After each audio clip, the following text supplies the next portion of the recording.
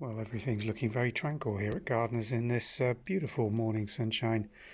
Got in the middle of May, and the Marigold Rose is doing its thing as it does every year, very reliably on this aspect. Wisteria now almost finished for the year.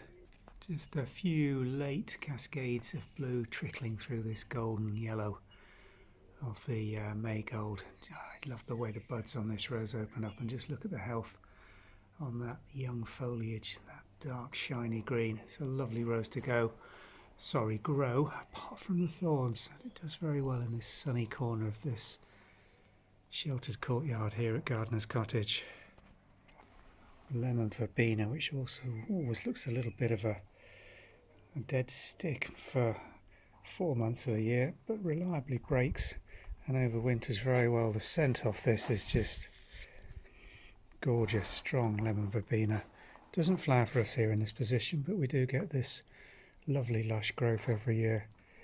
And on the north facing wall, the large leaved fig tree. I don't know the variety of this one. I know it's not brown turkey, but has these massive leaves on it. Had a very hard prune at the end of last season, now breaking into foliage again. Base of it, just the remnants of the spring bulbs just dying back. We'll leave those to completely naturally go underground before tidying things up. Coming through from the kitchen into the main body of the garden, everything's looking very lush.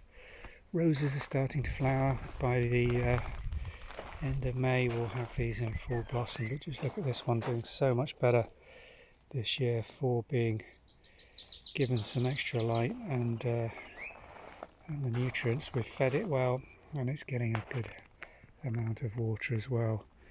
Alliums just starting to open up. Geraniums look as if they've had a little bit of a droughting here. You see that where they're just a little soft.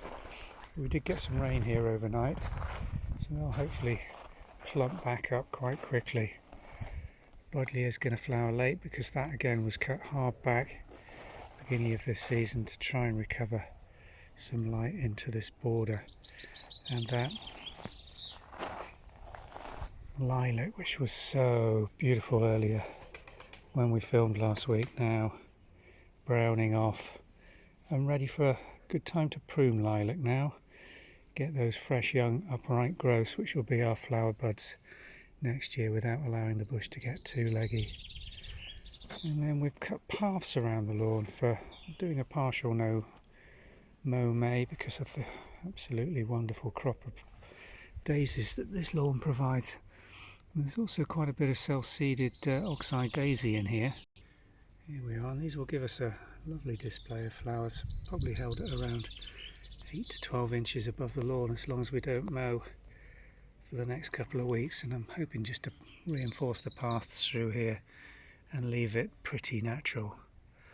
The choice here that's been such a stunning flowering bush here for most of April and May. Again, just finishing, and we're going to be pruning that quite hard back again because we've got to reclaim this path through here to give guests access back towards the house and the patio. And last week I started work cutting this hedge at the top of this bank. Very difficult job because of the access to it. I'm starting to reduce that before it gets too thick and requires a chainsaw. I can still just about get through most of those branches with a tree saw and a pair of bolt cutters. But I'm going to continue on that job today. Done about a third of it, got the two ends to do, and that'll again let a lot more light in to the far end of this garden. The new borders where we started planting at the end of last week had again a good watering in. Stuff's looking to be quite nicely established in here. We've taken the big shrub back almost to 2 or 3 feet, and I'm sure that's going to break bud and just thicken up into quite a green clump at the background. But we've planted with lots of self-propagated things from the farm garden, including cat mints. I've got some looks like lemon balm in there, some apple mints. That looks like a feverfew in the foreground, and lots of daylilies that we moved and divided. Again, we've got lots of that to come and be planted in here, and also planted a nice little clump of chives down here at the front. which again should do very well. Should form a nice clump of these lovely purple flowers for following seasons. But interspersed with it is lavender, more oxeye daisy, and we've brought some iris over just to try it in this position, see if it gets going. Quite small rhizomes that we planted out here to give them a chance of getting established this year. And the buddleia at the back you can see we've taken right down. Looks a bit of a mess at the moment, I know, but when you have to reclaim a big shrubbery like this that's had nothing done with it probably for 40 years, then it's going to take a while before it starts looking a thing of beauty. But I'm pleased with the progress here so far, all looking to have taken with no losses, which is a good start. Philadelphus in the hedge is just filling this area with mock orange scent. Absolutely gorgeous. It's a very pale variety, quite small flowers, but has a very good scent. It's worthwhile growing. You can pop it somewhere where you're going to be walking or sitting. This time of year, there's nothing beats it really for the aroma that comes off that plant.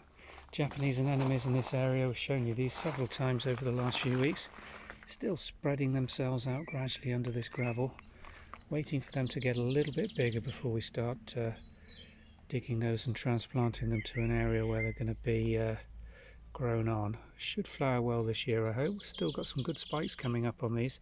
Didn't flower particularly well last year. It was a difficult season for them. Combination of temperatures and the drought we had just didn't do them any good at all at that stage. But this year, hopefully they're going to be a lot better. But still performing, and the spot of heat on this patio, these osteospermums just opening up in the morning sunshine here and looking really, really very good indeed.